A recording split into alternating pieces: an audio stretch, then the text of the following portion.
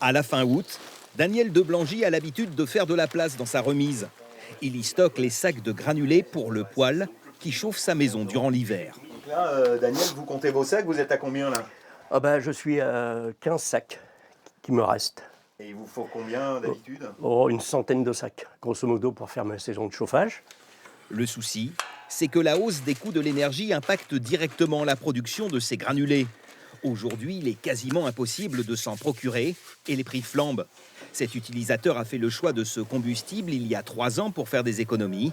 Aujourd'hui, il est prêt à reconsidérer cette option.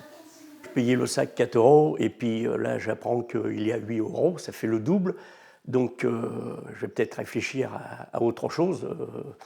Éventuellement, une pompe à chaleur avec chauffage, climat réversible. Faute d'un retour à la normale, Daniel réduira d'1 à 2 degrés la température dans sa maison cet hiver. En attendant, la situation n'est pas simple à gérer pour les professionnels du secteur.